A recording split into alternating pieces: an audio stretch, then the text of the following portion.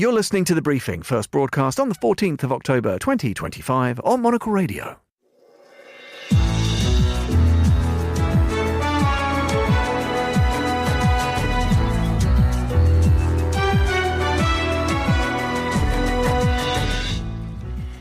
Hello and welcome to The Briefing, broadcasting live from our studio here in Tomigai in Tokyo. I'm Tyler Brûlé. Coming up on today's program, can Sanae Takaichi really become Japan's next prime minister? And what's behind the political turmoil shaking the country's leadership? Fiona Wilson, our bureau chief, is here. Are we going to unpack that? Maybe a few more things today as well. Yeah, that has to be unpacked. I mean, that is the hot topic, I think, in Japan at the moment. First female prime minister, maybe. Maybe. Also, we'll have the latest headlines, of course, from Midori House. And we'll be talking to Paris about all that is happening there. Our bureau chief is standing by, Simone Bouvier. Bonjour, Simone. Bonjour, Tyler. That's right. It's the biggest of days for Prime Minister Sébastien Lecornu. It's a make or break one as he presents his plans to a hostile Assemblée nationale. Very good. We'll be chatting to you in a moment. Plus, we also have Martin Fackler's here from the New York Times. He's going to be talking about a variety of things. We might also be talking about the wrapping up of Expo in Osaka as well. That's all right here on The Briefing, live from Tokyo with me, Tyler Brûlé.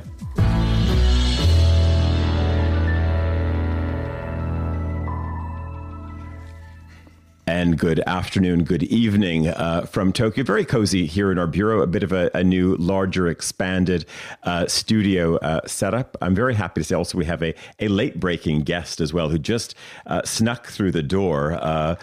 I would say sort of a regular to the Monocle family, someone who's been around the microphones once or twice.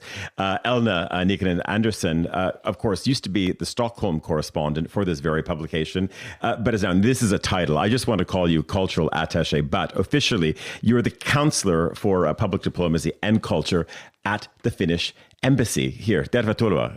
Konnichiwa. Nice to see you. Kiitos, arigato gozaimasu. Maybe just good having you on the scene, but maybe just tell us, how did you land here, jumping from the world of journalism? Of course, you were in Stockholm, moving out of our world. You had a post, of course, then with the Finnish embassy there. Now you're here. Yes, I saw the job, applied, and got it. That's the short version. No, I had my eye on it. Of course, I liked my job in Stockholm very much. I had the same role there, 2019 to 24. And I thought, because I had lived in Stockholm before, I thought maybe I'll try the diplomacy thing abroad for real also. And Tokyo was kind of top of my list. And I managed to convince the family that it was a good idea to come here. And here we are. Well, listen, welcome and fantastic to see you. Fiona, good to see you. We've already had a couple of days together here, and it is just incredible. And maybe we just need to capture the mood of Tokyo. But holiday in the US, yes, there's a holiday in Canada as well, Thanksgiving and Columbus Day. It felt like everyone who was on holiday was, well, if they weren't in Tokyo, they're somewhere else in Japan. Yeah, and also they were on holiday here yesterday because it was sports day. I'm not sure all those tourists were doing any sports, but yeah, it's absolutely packed everywhere you go. The streets of Tokyo, our neighborhood, it's really hard to find a quiet corner of Tokyo these days. In fact, a quiet corner of Japan.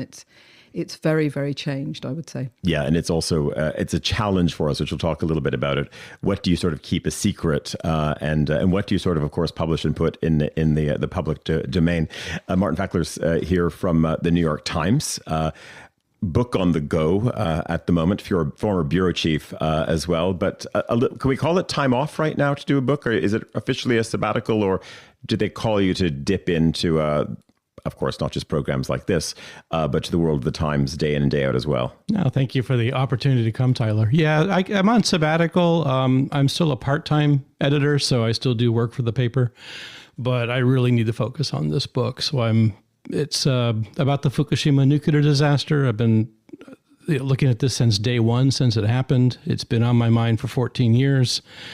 And I got to get it off my chest. I got to write this book and get it out. And so that's Are we allowed to ask how far in we are? About 85% the way through it. I'm about 170,000 words behind my, under my belt. And so I'm hoping to finish by the end of the year.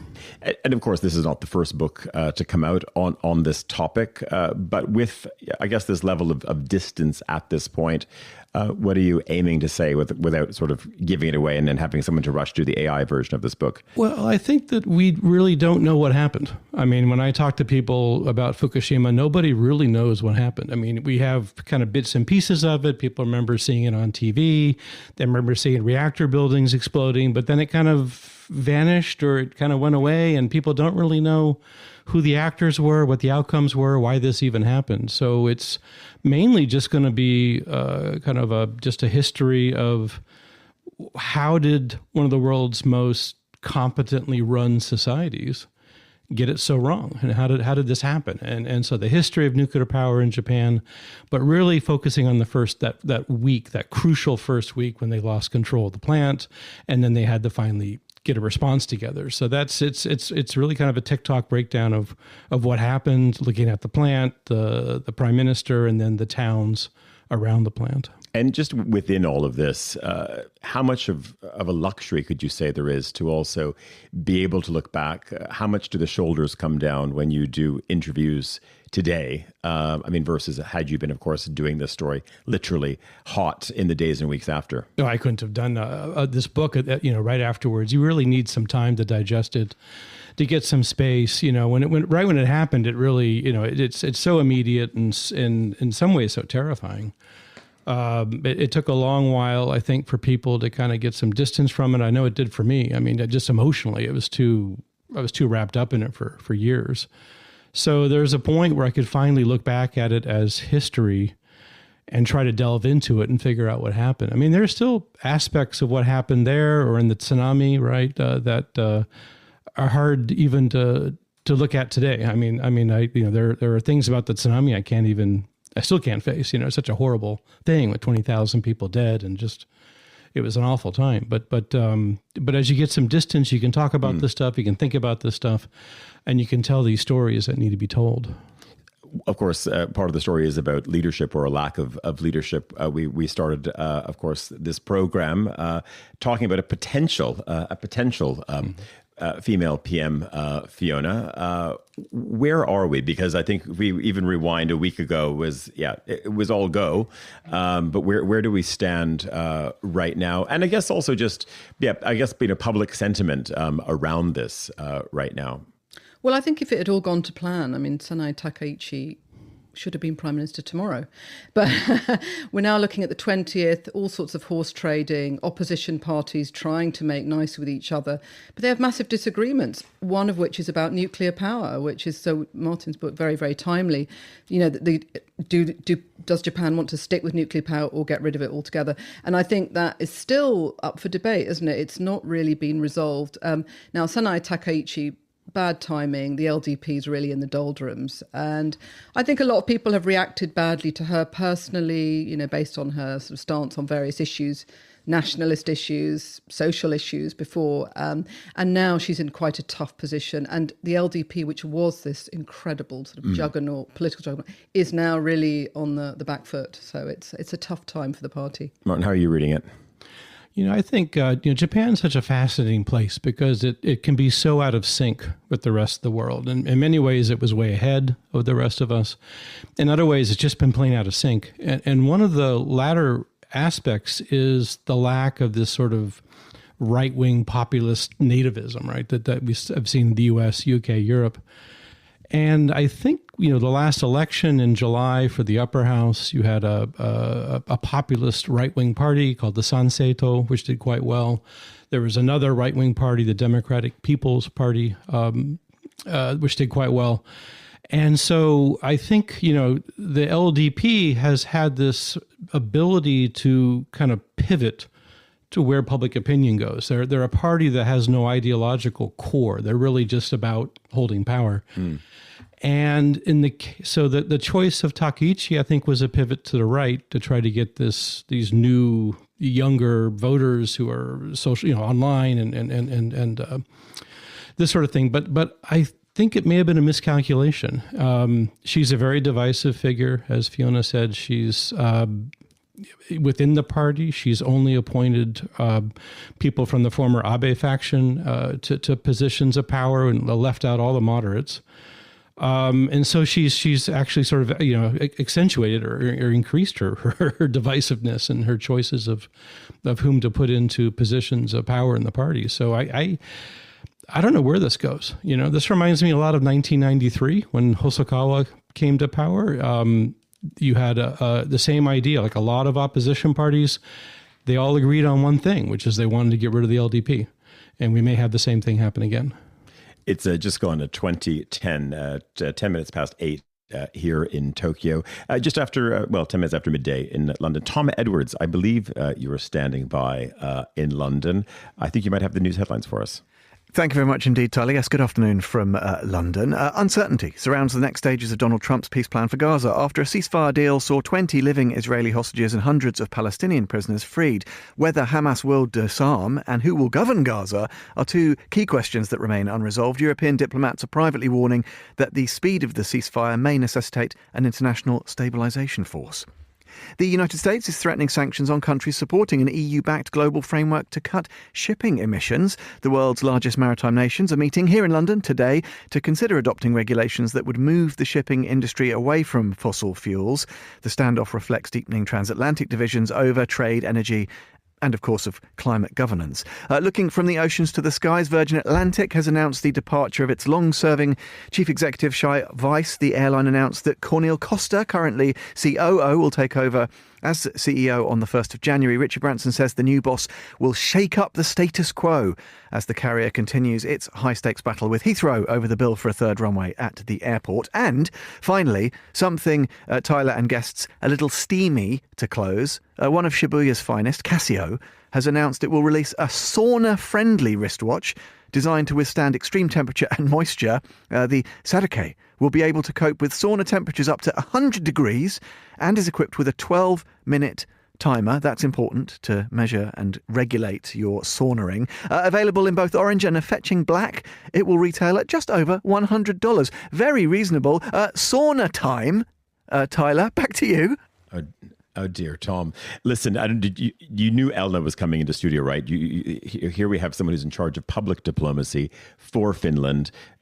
Fiona and I also have a sauna story, not together, just in passing. So let's spend the next, Tom, 3 minutes on the topic of saunas. We'll start with Fiona. Fiona, we were at quite a remarkable retail development. Tom, you're going to like this. It's going to completely change the way you travel. But we were on the top floor of a new development that JR has done a little bit beyond Shinagawa Station. Fiona, you did a little tour, and then you dragged me and my colleague Leonard out yesterday to have, we thought it was going to be, a little 20-minute spin around to look at sort of, good F&B, good architecture. Kengo Kuma doing a station. 4 hours later. Some retail therapy as well, and dinner in an incredible sort of semi-outdoor garden at the top, 28th floor. Yeah, and there is going to be a sauna there. So I'm sure Elna is well aware that Japan is in the middle of a sauna boom. Yes. And everybody love the kit. They like the sauna hat, obviously very important. So yeah, no Finn uses a sauna hat, but the Japanese love them apparently. so Ella, tell us how important is sauna diplomacy? Is this something that you are teaching the world? Is it all something, I imagine, of course, this is happening within the walls of the embassy as well? Is it a bit of a seduction tool, would you say, to, of course, bring people around to the Finnish ways? And hey, look at listen, it's working on Washington, it seems. Yeah. I mean, it's a natural way for Finns to hang out, and I think we like to bring other people into that sort of atmosphere as well. And almost all the embassies have a sauna. I think 80-90%, wherever it's possible to build one, there is one. We have two here in Tokyo, for instance, and I think in 2 weeks I'm having my first sauna evening. Invitations are out as we speak. And can we ask who the guests are? Are these people within the diplomatic world, or are these, of course, journalists you're trying to bring up to speed on the ways of Finland? Or? Mix of people, journalists, cultural figures, could be academics. I think it's always nice to mix. Just people who I maybe think would be nice if they met each other, and I want to meet. I'm new here. I want to meet people, and this I think is a good way, because the sauna is such an important part of Finnish culture and the sort of Finnish happiness, the key to happiness also, I think, is partly there. Okay, so Tom, so listen to this. So we're in this fantastic new station, as you can imagine. It is massive in scale. You're talking about scores and scores of retailers, tons of F&B. But on the top floor of, let's say, the main retail bit, they have it's under wraps right now, coming soon. But there's going to be a proper sound of beautiful illustrations as well. Bare bums, birch branches, people wearing sauna hats as well. Are you game? Is this something? Do you think that the British Railways is Paddington Station missing this, Tom? Oh, I don't know if you'd want that. I don't know if you'd want bare bums in Paddington Station. There's enough of those there already, Tyler. And that's just the local vagrants. But I was going to ask this point because I've put my foot in it or not. What's the niceties, obviously, in terms of dress and decorum? I know there's very specific onsen rules, obviously, locally in Japan. Saunaing, if you're saunaing in Finland, very different than if you do it in this country in terms of whether you're wearing, for example, some sort of swimming costume or something. I don't know what's the rights and wrongs. Bare bums all round. How do you do the right thing? Okay, over to Elda, but I think that there's a whole etiquette book on this topic because, as you know, in Switzerland, its saunas are mixed, and you know that in Switzerland they're very, very militant. You cannot have a face cloth. You're on level territory. Everyone has to be naked. Bare bums all around. Elna, in Finland, not so much the case, or it used to be the case, but it changed. What's happened? We're not very rigid about the sauna kind of rules. There's really no rules. And I think even in public bathhouses and saunas, you can wear a swimsuit these days. That was very rigid when I was young. It was like no swimsuits. That's what I'm saying. So it used to be, no swimsuits, because right? There was bacteria in them or something. Correct. But now some professor said it doesn't matter. It's so little. You can go with a swimsuit. But I went to my first Japanese sauna yesterday, onsen and sauna, and I was a little lost because there's rules there. I'll tell you. Plenty. Fiona, what are the top three? I mean, don't go near the bath till you've had a proper shower and a good old scrub. A good old scrub. I mean, that's the absolute faux pas. Don't be dangling. We've both got long hair. Don't be dangling your hair in the water. Yes, I got told. Tom, don't giggle over there, Tom. Japanese old lady, but nicely. I mean, she took my hair, put it up. Yeah. That's what those little towels are for. Yeah. No, I mean, it's interesting, that question about swimsuits, because with this massive influx of tourists to Japan, they're a bit surprised to find that they were expected to go into these hot springs with no clothes on. And that's been a bit of a culture clash, hasn't it? And actually, a lot of Japanese people do not want to see swimsuits in their hot springs. No. Well, I think there's always a question. Mark, you've been here for a while, and of course, you talk about sort of changing values. And I'm wondering, if this is also just this even wave of tourists, how much things change. Suddenly, the boom in fragrance, the amount of restaurants you go to, traditional places. No oud, please. Very, very clear without stating it, but they don't want people from the Gulf coming in over fragrance when you're going to a tempura restaurant. Is this a challenge of our times? And I always sort of wonder, at a time where we're supposed to be sort of inclusive of everything, shouldn't there be a bit of a reverse as well? Shouldn't people also just respect that they're also in Japan? You don't have to bring your values to this country. Maybe you say, actually, you know what? Listen, I shouldn't wear a swimmer because no one else does. Yeah, well, I think one of the big challenges that Japan has faced with the tourists going to onsen has been tattoos.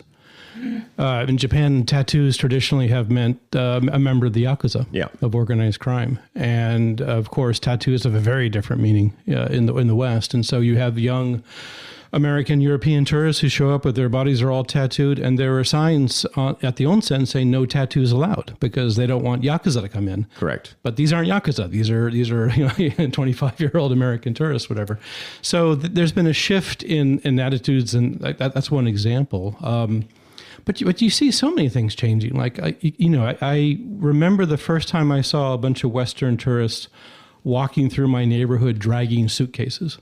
And I wonder, what is up with that? And I realized it's Airbnb. Yeah. And Airbnb has really taken off here now. It's quite common. But this idea of staying in someone's house and staying in an average neighborhood, that's really, it not something that you saw in Japan. People stayed in hotels. There was like a place for tourists, and it wasn't in your neighborhood. And now you're seeing, little train stations, and you're seeing all these tourists there at the local restaurants and things. And so there's a real mixing that I think that's just changing how we live in Tokyo. And I was talking to a Japanese friend the other day who really just kicked off someone who's lived in North America and someone who's lived in the UK and of course understands the codes of elsewhere, but just says traveling on the Shinkansen is a nightmare now because, of course, the Japanese are not traveling with steamer trunks on wheels, and it is chaotic. And you see how something as simple as that, where even traveling on a bullet train, it is part of what you do in civil society every day. And suddenly, if you don't think about how you pack, and of course how the Shinkansen was originally built, etc., and people's behaviors of travel, it can really sort of upend a culture. Yeah, because Japan really is a society based on trust. It's not like there aren't a lot of laws and people enforcing laws and rules. It's really you're supposed to sort of know how things work, and you're supposed to comply with those customs and those sort of unspoken rules. And everything works smoothly and quickly as a result. And so when people disrupt that, when they don't follow the rules and when they do different things, it's not. The system doesn't really have a way of dealing with that very well, and so things can break down. The other thing that has bothered me personally has been this rise of like YouTube influencers and people who get attention. Exactly, and they get attention because they do something outrageous on their video camera, and then they film it and post it. And again, Japan's a society based on trust, and they're basically abusing that trust to do these crazy things. And I just think that's causing problems already. And that's a bit behind, this rise of nativism that we talked about in Japanese politics, right? There's a bit of an anti-tourist, anti-foreign, not really a backlash. It's not so large yet here, but there is that kind of tone to things. And I think that these foreign tourists who kind of come in and make their goofy videos, that sort of thing, it just adds to that. Well, I could tell you a place where there is a level of goofy video going on as well, because it's certainly a world of revolving doors. It's Paris, where our bureau chief Simon Bouvier is standing by right now. Listen, we can talk and unpack what's happening, of course, in politics here in Tokyo, Simon, but. Where are we at the start of a week in Paris? We have a caretaker PM at the moment, but it's also a bit of a significant week in more ways than one. Yes, Tyler, and I think if anybody needs a sauna break after today, it's the Prime Minister Sébastien Lecornu. So I don't know what the setup at the Finnish embassy here in Paris is, but if you want to extend an invitation to him, I'm sure he will be taking it at the end of this day, because on one single day, he has to present his plan for a budget that is almost certain to be extremely controversial, and make a speech in front of the Assemblée Nationale to set the direction that his government is going to take in the months ahead. Their modest mission is to try and get through this political crisis, i.e. get through the end of the year, which is unheard of in a country that is traditionally known for the stability of its institutions. So, that's the scene set for today. Two big moments for the Prime Minister, who, as you mentioned, Tyler, was PM. The previous PM, this is his second try, his mulligan to try and govern an ungovernable France. He lasted 27 days last time around. Now he's tried to name a new cabinet that is much less political and has much more people who are from civil society, the world of business, or high-level civil servants that do not have political ambitions. Let's see if chance smiles upon him this time around to get this budget through. Yeah, and this is what we're about 90 minutes away, of course, from this happening. If I'm watching BFM TV, if I'm watching C News, if I'm watching TF1, I'm wondering also how is the way the French media, of course, divided like everywhere else. Lots of vested interests, of course, within the private sector. How is that playing out, Simon?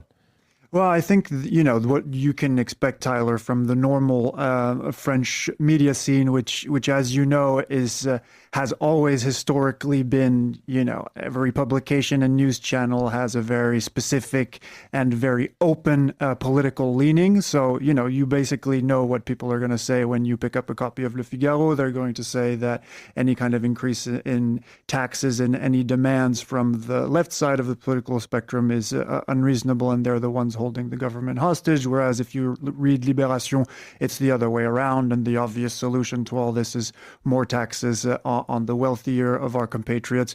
But beyond that, I think one thing that's notable, Tyler, is that the business community as a whole, which is normally not so vocal politically and has been a supporter of the two Macron administrations because of all of the work that they've done to make France a more business-friendly, a more competitive market in Europe, and has been successful in doing so. So they've been supporters so far, but now they're fed up with this revolving door of governments because it creates this uncertainty in the business environment that is leading to hiring freezes, that is making them incapable, essentially, of seeing through the fog and making strategic decisions for the future. So they are really much more fed up now than they were even 6 months ago.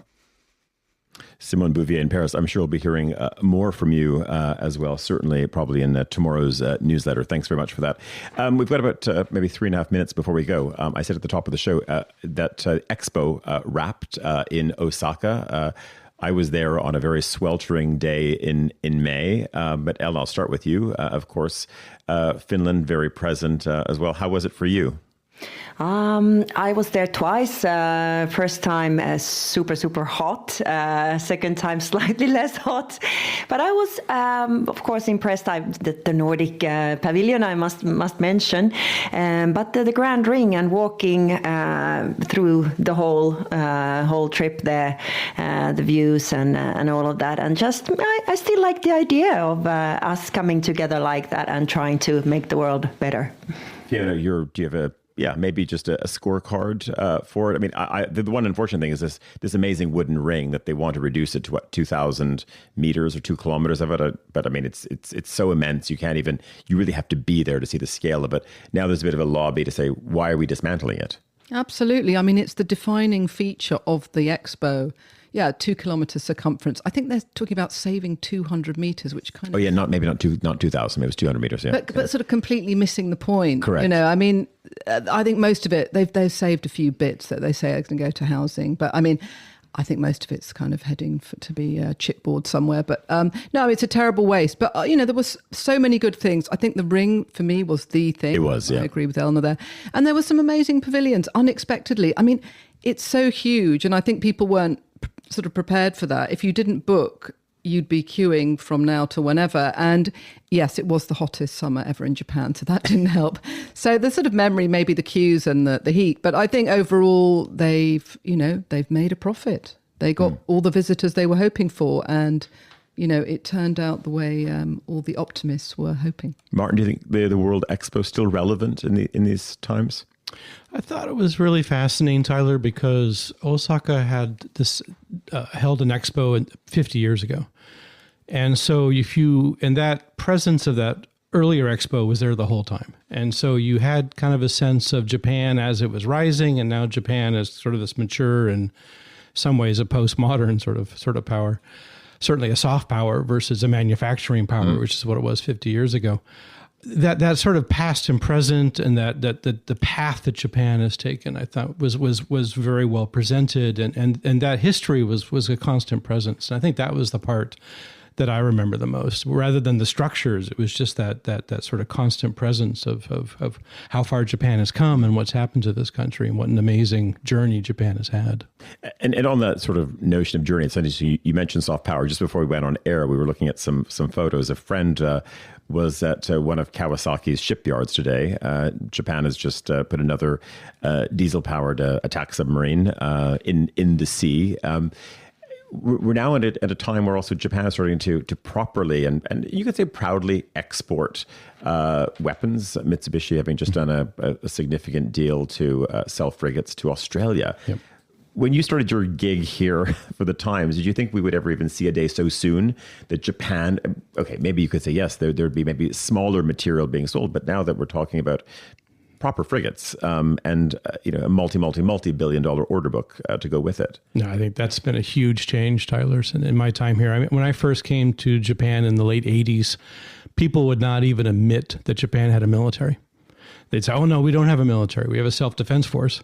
And now when you meet people from the self-defense force, they'll say, oh, I'm a general, I'm a colonel. They use military terms and titles. And when I first came, they wouldn't have done that. They would have distanced themselves from that.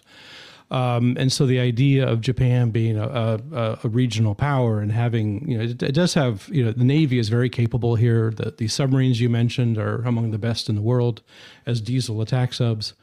Japan has a lot of capability, and I think that's been just an enormous shift in Japan's willingness to accept that and to be a country that does have this sort of capability. And maybe just before we go, but Elna, it's been huge news for you as well. Who would have thought that we would have seen Finland selling and collaborating to sell icebreakers to the United States?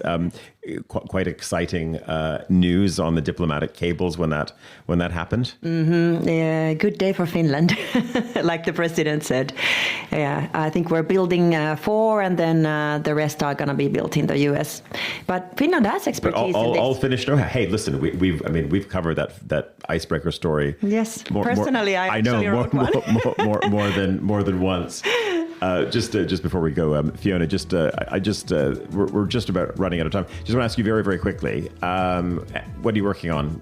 Maybe there's a Japan special coming up, I heard. There is December, January. Hold the front page. Yes, we're looking at all sorts of innovations in Japan. Very good. As you've never seen it. Martin Peckler, Fiona Wilson, also Eldon Nicken and Anderson. Thanks very much. Our show is produced by Ryuma Takashi. Also, Chris Chermak, our studio manager, was Lily Austin back in London. I'm Tyler Brûlé. The briefing is back tomorrow from London. Goodbye.